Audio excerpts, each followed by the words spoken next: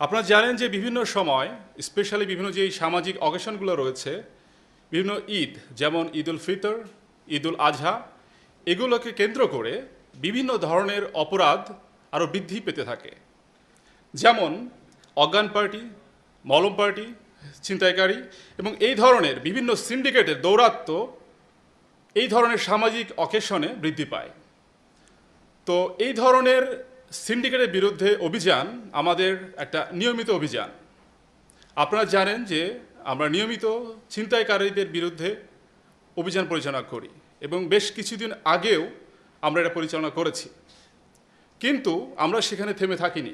আমরা বের করতে চেষ্টা করেছি এই যে ছিনতাইকারী, তারা যে বিভিন্ন জায়গায় থেকে বিভিন্ন ব্যক্তিদের কাছ থেকে মোবাইল ছিনতাই করার পরে এই মোবাইলগুলো কোথায় যায়, কোথায় বিক্রি হয়, বাট এর ফলশ্রুতি কী পরিণাম হতে পারে।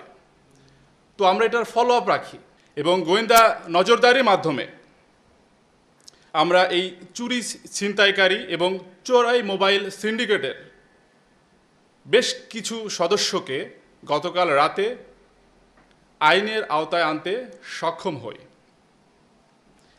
প্রাপ্ত গোয়েন্দা তথ্যের ভিত্তিতে র্যাব ৯-এর একাধিক আভিযানিক দল গত 10ই জুন 2024 খ্রিস্টাব্দ তারিখে এসএমপি সিলেটের কোতোয়ালি থানাধীন বন্দর বাজারস্থ করিমুল্লাহ মার্কেটের থেকে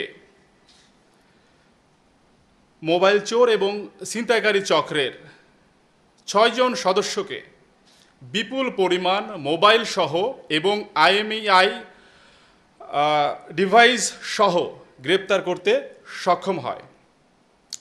গ্রেপ্তারকৃত প্রাথমিক অনুসন্ধানে আমরা জানতে পারি যে তারা বিভিন্ন ধাপে বা গ্রুপে কাজ করে। তারা ইতিমধ্যে প্রায় 20 থেকে 25,000 মোবাইলের আইএমইআই পরিবর্তন করেছে এবং বিভিন্ন জায়গায় সেগুলো বিক্রি করেছে। এই আইএমইআই বা এই পাসওয়ার্ডগুলো পরিবর্তন শুধু একবার না, একাধিকবার, অসংখ্যবার তারা পরিবর্তন করতে পারে।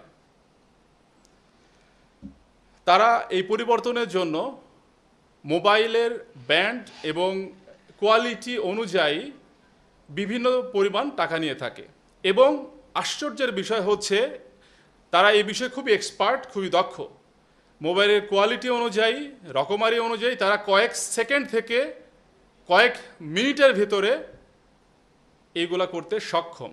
তারা খুবই পারদর্শী এই বিষয়ে এবং বেসিক্যালি এটা আইনশৃঙ্খলা বাহিনীর চোখ ফাঁকি দেওয়ার জন্য খুবই দ্রুত সময়ে এটা